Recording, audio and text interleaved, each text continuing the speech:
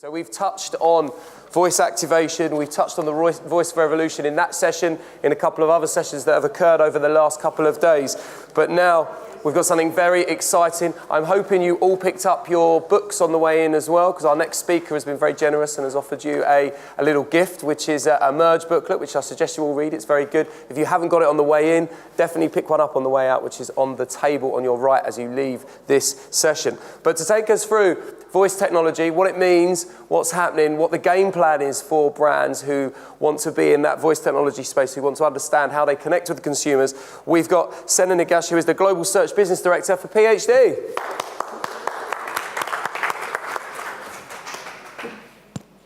Cool. Can everyone hear me? Yes. Yes. Ciao. Hello, everyone. My name is Sneha, and I work at PhD in London. Today, I'm going to talk to you about the voice revolution and what its implications are for brands and marketeers. At PhD, we spend a lot of our energy on thinking and creativity, and our latest publication, Merge, which Jeremy just talked about, focuses a lot on the key developments that are coming our way. We partnered with some thought leaders to make this book, and what we can do to greet this future.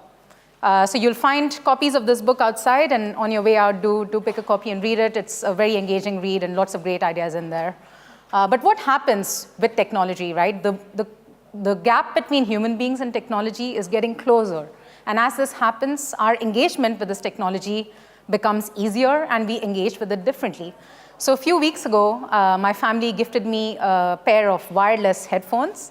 Now, of course, it has a small wire at the back, so I don't lose them. I'm sure you've read about the AirPods and how easy it is to lose them.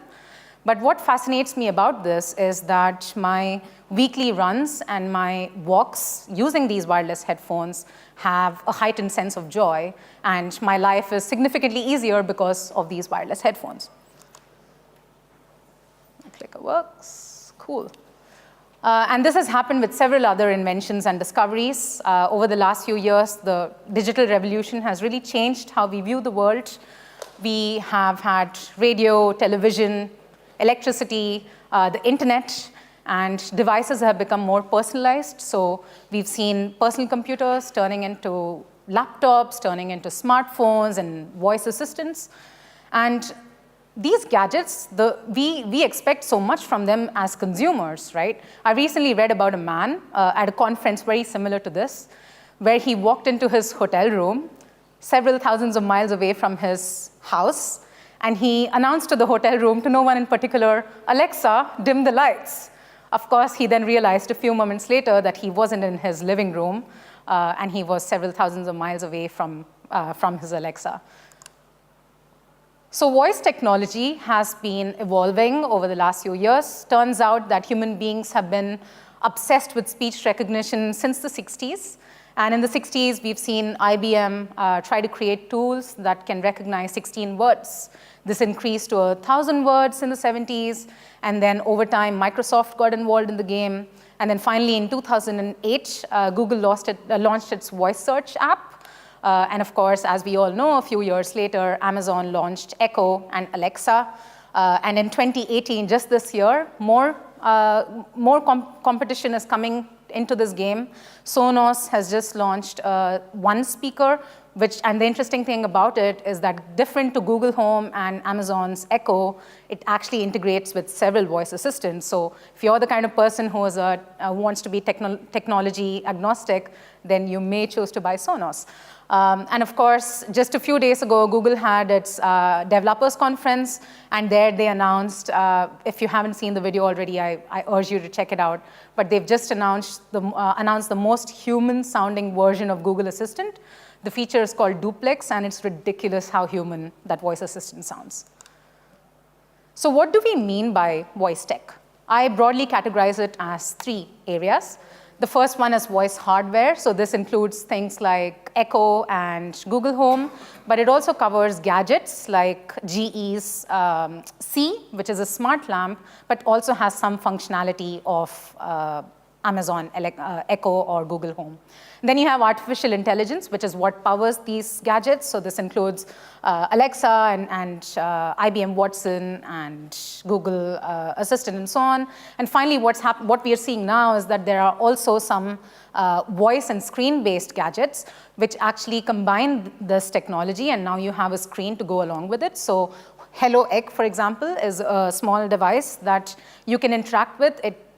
You ask it for recipes, and then you can see those recipes on a small screen.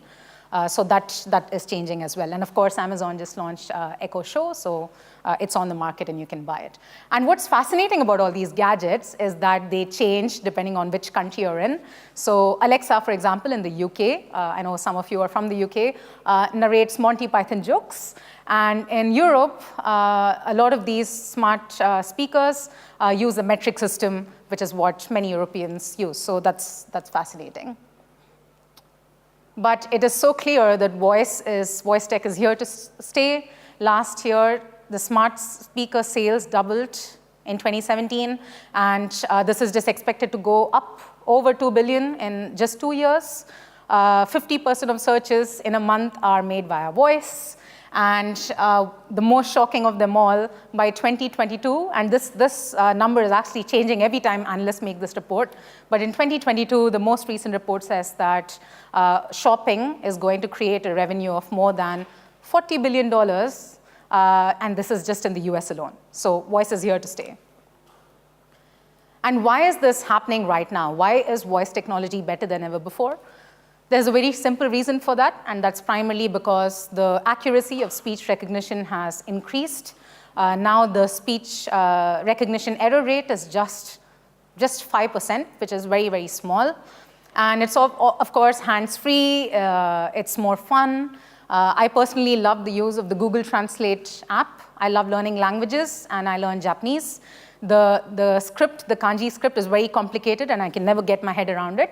But using Google Translate, because its speech recognition rate is so high, I can somehow translate my broken Japanese thoughts into text and then communicate with my Japanese friends in that way. So it's very cool, and you can try it. I've used Google Translate to have conversations with kids of my colleagues who don't speak English.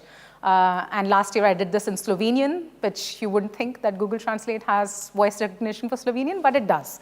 So try it out. It's really fun, and it's amazing, the tech.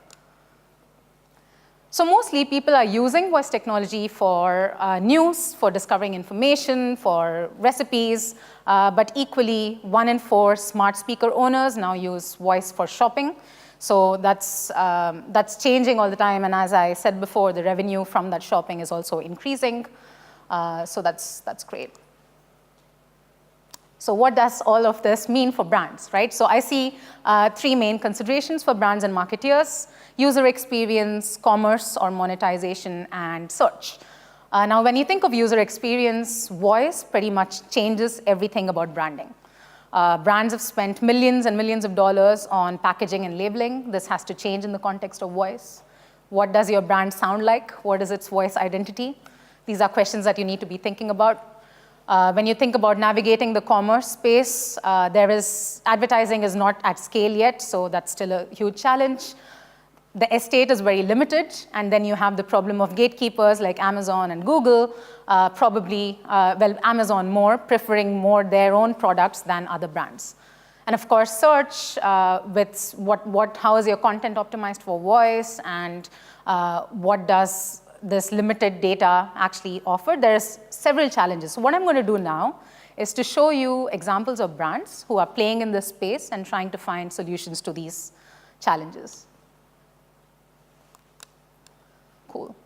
So the first, for user experience, some brands, what they're doing is try to create product innovation. So the GE smart lamp that I talked about, their main aim is to reduce the entry point for a smart speaker. And although the smart lamp is not a smart speaker, it has a lot of the functionality of a smart speaker. So the lamp can actually connect to Spotify and play music and things like that, which is cool. And then you have automotive manufacturers like Toyota and Kia who are partnering with voice assistants. So Toyota just partnered with Alexa, and this is now inbuilt in some of the car models. And you would think that they are just going to use it for smart direction or sat nav, but actually it also has media control, so you can also use it to play music and things like that, which is pretty cool. And then how do you figure out what your brand sounds like? This is probably one of the hardest things about voice tech. Brands are doing some cool things here as well. So what they're trying to do really is to look at existing channels like radio and podcasts and playing around with those channels to figure out how their brand sounds. So MasterCard partnered with Gimlet Creative, and they created a very contextually relevant podcast about the role of money, and they're figuring out how they sound. Google Assistant, which is an interesting one. So most smart speakers, as you know, use a female voice of a certain kind, but now that's changing, and Google have just launched 6 voices, including the singer John Legend. So it's interesting that they themselves are trying to figure out how their sound or voice identity sounds. And then probably the most important thing about user experience is to try and find experiences that create genuine interaction and dialogue. So this is an art gallery in Brazil, and I really, really like the story. They found a very simple and true insight that 70% of Brazilians don't visit a museum or a cultural center. So what they did was that they partnered with IBM Watson, and they created an app which would use voice technology and make interacting with these art pieces better and easier, so that they would have more people visit the museums. So I'm going to play a short clip just showing it. It's really cool. Qual o contexto histórico dessa obra? Quantas bananeiras tem no bananal? E você gosta de jogar futebol? Em 1934, o futebol já era um enorme sucesso no Brasil, mas trabalhando duro na lavoura. O mestiço provavelmente não tinha tempo para jogar. Por que é um amor impossível? O que são as duas figuras no quadro? Qual estilo de pintura foi usada nessa obra? O bananal é uma mistura de 2 estilos. O expressionismo é visto nas distorções da figura humana e o cubismo no paredão de folhas. Eu acho super válido conversar com essa arte de uma forma direta, podendo fazer perguntas totalmente malucas, não tendo vergonha das perguntas que ela pode colocar. Quantos anos ele tem? Essa obra é de 1967. Se estivesse vivo, esse porco teria 50 anos e seria o porco mais velho do mundo. De quem você tem saudade? Alguns elementos podem nos ajudar. O chapéu pendurado na parede indica que tinha um homem na casa. A foto em suas mãos, as lágrimas em seu rosto e as roupas pretas nos levam a crer que esse homem morreu.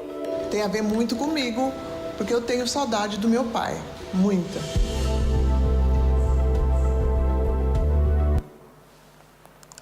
Right, so I think some of those conversations are really quite profound, and I particularly like the kid who wants to figure out how old the pig is, which I wouldn't think a child would go to a museum and ask those questions. So that was a very cool use of voice technology. And now when you think about commerce and monetization, it gets a little more trickier because the landscape hasn't really evolved just yet, but it is happening. Both Google Home and Amazon Alexa allow the creation of skills. These are very similar to apps. There is a lot of competition, and it's a very cluttered landscape, but some brands are doing a great job. Just Eat uses Alexa skill to create the skill where you can use it to reorder your last order. Johnny Walker's skill, if you haven't checked it out, check it out. It could turn anyone into a whiskey connoisseur because it offers so much information about whiskey. And Capital One actually makes even accounting and finance more engaging, which is an interesting use of that tech. So, and then this is a bit controversial. So, because voice tech doesn't really allow advertising, you may have heard about this example of Google Home with their non-ad of Beauty and the Beast. But essentially what they did was that they, in a regular consumer journey, they just kind of randomly inserted some information about the Beauty and the Beast. So it created a huge outcry. I'm just going to play a short clip. It is from a consumer, so you can see the video is a bit hazy, but that was intentional. Okay, Google, what's my day like? Hello, Bryson. The time is 7:44 a.m. The weather in Park Ridge currently is 21 degrees and sunny, with a high of 37 degrees. Your commute to work is currently 39 minutes by public transit. By the way, Disney's live-action Beauty and the Beast opens today. In this version of the story, Belle is the inventor instead of Maurice. That rings truer if you ask me. For some more movie fun, ask me to tell you something about Belle. So I'm not sure who that child was, whether that was his child, but after this, she says, she realizes that the guy isn't asking her about the movie, and then she randomly changes the subject to something else. So this created a huge outcry because although it is new and Google is experimenting with advertising, they said this was not an ad. And the reason that I think it created such an outcry was because it really invaded personal space. This was someone's regular conversation about their commute, and they didn't expect to hear any other information, and they did, so that was kind of controversial. And the second thing was that a lot of people complained that it was completely out of context because they said they hadn't been searching about films, they had no interest in Disney or Beauty and the Beast. So unless their child, or in this case, maybe that guy's child by mistake took the Alexa and asked it some random questions, there was no context. So big golden rule, once advertising does scale out, is to think about the right context for your advertising. Some brands are doing a good job. So this is Ben & Jerry's. They partnered with Fire TV and Amazon Prime to figure out the role of voice in their consumer journey. So they figured out that someone's watching a romantic comedy movie, they would probably crave a snack. They would see an ad on Fire TV, and they would voice activate their Alexa to order some Ben & Jerry's using Alexa, which would be home delivered. So who doesn't love some ice cream? I think this is a very good example. Right. And finally, voice search. So the bad news is that there is a lot of work that needs to be done here still. The good news is that a lot of the rules of traditional search apply. So you still need to think about how your brands are being found in the voice landscape. The most important consideration really is to think about how your content is optimized, whether it's being more local, whether it's mapped to conversations. You think that if you use voice search, you're probably going to say, what's the best pasta to eat in Rome? Whereas if you're using Google to just text search, you'd probably just say best place to eat Rome. And it misses some conversation inflexes. So that's what you have to think about for voice. And then, of course, also understand how people behave differently on different platforms. So someone searching on Amazon follows a completely different journey than someone searching on Google. So a lot to do in the space, but there are some very, very actionable things that you can start doing for voice search. So to summarize, really, there are several things that you can do as marketeers and as brands to start playing this game for voice tech. For better user experience, you could start creating product innovations. To find out what your sound or voice identity is, experiment with existing channels like radio and podcasts. Find experiences that truly create genuine or authentic dialogue. And then to navigate the commerce or monetization space, start maximizing on those voice skills like Alexa skills and conversation skills. Find the right context for advertising when it does start to scale. That's probably the most important thing in that section. And then identify the role of voice in the consumer journey. And then for search, start customizing your content so that it's more local and conversation-based, and then understand that people behave differently on different platforms. So that's all great. You have, it sounds doable, and now you have a game plan to deal with voice tech. But this is future tech we're talking about, so things are going to get weird. They're already a little bit strange. If you haven't seen the South Park episode from last year, it's pretty ridiculous. You should watch it. It's a little bit disgusting, but Eric Cartman, one of the most obnoxious characters or obnoxious kids on the show, decided to use Amazon Alexa and Google Home to ask them to add all kinds of unmentionable things to his shopping basket.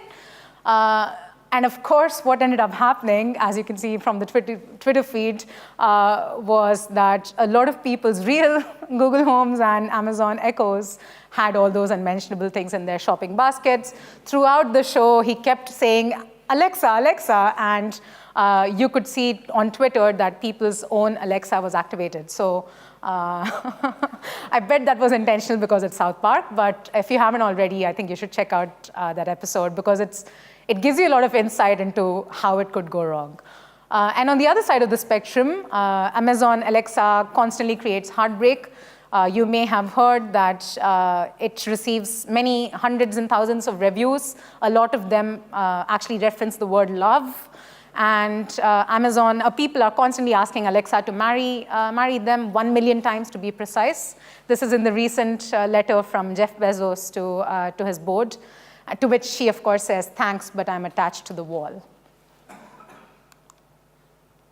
So the voice technology revolution is pretty thrilling and exciting, but it's not without its challenges. We need to start thinking about this beyond marketing and beyond just brands, because we do have a huge role to play in shaping how this is going to look like in the future. There are things like bias and society implications that you need to think about. As I said before, most of the smart speakers have a female voice of a certain kind. Brands are trying to change this, including Google, which is great. One can't help but wonder how kids are going to grow up with these devices because they talk down to a subservient device. Again, some brands are doing some great work. Lego is doing some really good work in this space to try and challenge it. The most creepy thing, but also the most exciting thing, is when machines begin to sound like humans. In the Google Developers Conference, again, you should check out the video. They introduced this duplex feature, and what happened was that the Google Assistant calls up a Chinese restaurant owner, a small Chinese restaurant, and the assistant uses all the human-sounding inflections that I would use. It says, gotcha, and the restaurant owner has no idea that they're talking to a robot. So while this is very exciting, it also, of course, makes you wonder that it's in many ways disrespectful to that owner, and what's Google going to do about legal implications and things like that. But again, they are saying that they are talking about it. What will be interesting is once they actually start doing it after talking about it. And then, of course, there's a matter of consumer and data privacy, what happens to health and safety when you are constantly interacting with these devices. So there is a lot to do in this space, but I think if you just allocate some time to policy and strategy, you can go a long way. And because once you have that policy and strategy in place, the applications are vast. Voice tech is being used by many companies to help the visually impaired, for example. There's also a lot of great work happening in the biometrics area. There is a company in India called Unifor who's actually working on voice biometrics. And what they're doing is that they're working in rural areas which have lower literacy rates. And they are working with people to use this biometric function to activate banking and other things just using their voice. So that's pretty exciting. There's also lots of applications for enterprise because you could use voice technology for printing things at scale, data collection and curation and so on. So I think with some thought towards policy and strategy, the applications can go a long way. So the voice revolution is here. I urge you to think as marketeers and as human beings how you're going to go out and greet this revolution and what your game plan is. That's it. Thank you.